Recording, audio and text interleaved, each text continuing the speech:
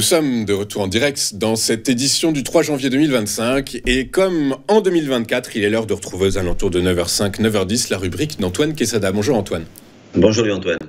Bonjour, merci Antoine d'être avec nous ce matin. Antoine, dans un monde plus que jamais incertain et turbulent, laissez-moi vous présenter mes meilleurs vœux et j'espère que cette année 2025 vous apportera stabilité et visibilité.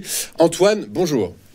Bonjour et merci Antoine. Nous également, pour vous et tous nos auditeurs, bien entendu. Exactement, merci beaucoup Antoine. J'espère sincèrement que 2025 sera une année remplie, bien remplie. Antoine, vous êtes trader, formateur et coach chez AQTS.fr, avec nous pour nous expliquer comment adapter nos stratégies, quelles sont les zones à surveiller sur l'indice phare parisien. L'indice phare parisien qui, malgré un environnement politique et économique en France qui n'a jamais été aussi incertain, eh bien, trouve quand même suffisamment d'allant pour continuer à travailler plutôt sa zone haute de canal latéral, de latéralisation, j'entends. Affirmatif, oui Antoine, c'est mon avis déjà depuis pas mal de semaines, malgré effectivement une certaine fragilité. Il est évident que tout ne va pas pour le mieux dans le meilleur des mondes et ça se ressent bien entendu sur les marchés et ça se ressent graphiquement également, bien que, et je conserve une bonne part d'optimisme qui est celle qui me pousse déjà depuis pas mal de semaines, graphiquement parlant, puisque ici sur ce graphique en hebdomadaire, auquel vous êtes habitués, on est toujours, et heureusement, bien au-dessus et en appui sur une grande oblique haussière en vert, qui est un gros support, sur lequel on s'est maintenu, on se maintient encore. Alors, c'est de la latéralisation qu'on va voir un peu plus précisément sur le graphique en journalier, mais pour le moment, effectivement, ce gros support semble tenir, et on a toutes les raisons de penser qu'il tiendra encore. Et comme j'ai eu l'occasion de le dire à plusieurs reprises, il suffirait de quelques bonnes nouvelles, de quelque nature qu'elles soient, puisque effectivement, pour le moment, toutes les infos, toutes les actualités sont plutôt négatives. Donc, un petit aspect positif sur quelques sujets que ce soit pourrait engendrer un regain d'optimisme et donc de repartir un peu plus franchement à la hausse. Donc, pour le moment, support sur lequel on tient. Les ratios de Fibonacci sont là. C'est le même graphique qu'il y a 2 semaines. Rien n'a changé, si ce n'est qu'effectivement, on l'a latéralisé depuis. On a fait une bougie ou deux de plus, mais des bougies vertes, somme toute. Les 2 dernières sur la droite sont vertes et au-dessus du support, du ratio de Fibonacci des 23,6. Donc, pour le moment, on latéralise, on a cette grande oblique baissière qui est là déjà depuis plusieurs semaines, qui évidemment serait la grosse résistance de moyen long terme si on venait à poursuivre un petit peu ce rebond. Et cette résistance, elle se situe sur la zone des 7500 points. Ça va être la grosse résistance qu'il faudrait franchir pour ensuite être beaucoup plus optimiste sur les marchés. Mais on n'en est pas encore là. Donc on va passer sur le graphique en journalier. Voilà, sur le graphique en journalier que je n'ai pratiquement pas retouché puisque tous les ingrédients de mon analyse de ces dernières semaines sont toujours là. J'étais relativement confiant sur le fait que, encore une fois, ce support ascendant oblique allait tenir. Je pensais même qu'on irait le toucher, c'est ce que je vous avais dit il y a 2 semaines. Et finalement, on n'est même pas redescendu pour s'appuyer dessus. On a fait ce petit rebond qui s'est maintenu ces quelques derniers jours. Bon, sur une période très creuse, bien entendu, avec des volumes anémiques, ce qui était normal en période de fête. Mais donc ici, pour répondre à votre question, il y a 3 niveaux majeurs, et c'est les mêmes qu'il y a 2 semaines. Les niveaux sont 7333, qui est la ligne horizontale ici en jaune, et qu'il est bon de se trouver au-dessus pour garder de la confiance. Et on est au-dessus de cette ligne, alors qu'on l'avait cassée à la baisse il y a quelques jours, quelques semaines, on va dire. Et donc, le fait de rester au-dessus est plutôt encourageant. Là, on a ouvert une très légère baisse. La baisse qui s'accentue un petit peu là, à l'instant T. On est à 7359 points, mais on reste au-dessus de cette ligne jaune. Bien entendu, c'est les niveaux de clôture qu'il faut surveiller. Donc, je dirais que tant que, là, je parle de court terme, bien entendu, de très court terme. Mais tant qu'on se maintient au-dessus de ces 7333, je dirais qu'il n'y a pas lieu de s'inquiéter outre mesure, en tout cas à très court terme.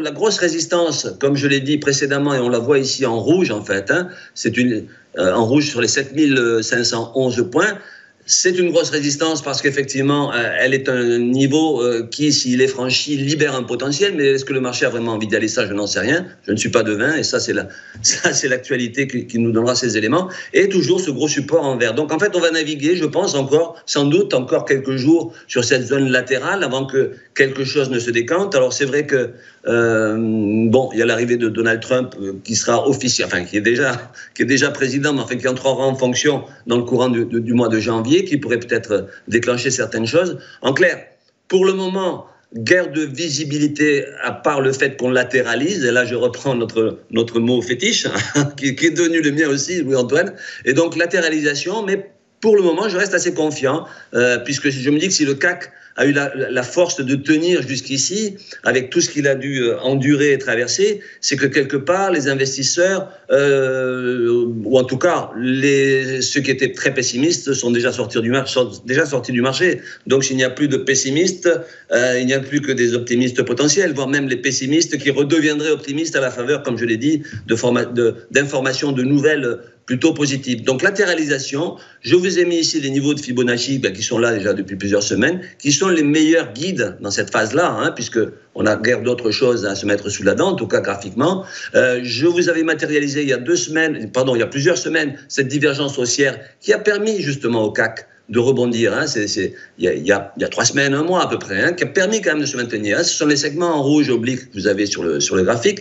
Je dirais que si on cassait, donc comme je viens de le dire, les 7111 points, là j'extrapole davantage. À ce moment-là, la clôture au-dessus validerait une figure de retournement à la hausse. Vous voyez, tout ça corrobore l'idée que avec un peu de puissance haussière, on pourrait dégager un vrai potentiel haussier, donc qui libérerait donc une figure en double creux ou en tasse à séquence. Ça va vous faire sourire, une tasse à séquence pour nos amis techniques, passionnés d'analyse technique, n'est autre qu'un double creux dont le premier creux est plus grand que le deuxième, comme une tasse. Et donc la ligne de coût, qu'on appellerait ici la ligne d'eau, puisque quand on parle de tasse, on parle de liquide, donc la ligne de coût serait donc cette ligne en rouge horizontale, les 7511, et le fait de clôturer au-dessus libérerait un potentiel que l'on pourrait estimer à plusieurs centaines de points. Mais enfin, on n'en est pas encore là, je ne veux pas être non plus excessivement optimiste. Donc latéralisation, effectivement, pour le moment, les niveaux, je viens de vous les donner, ils n'ont guère changé, mais je reste assez confiant sur les jours ou les semaines à venir.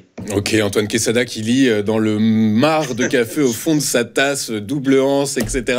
Antoine, effectivement, exactement, et je vous en remercie, merci beaucoup Antoine.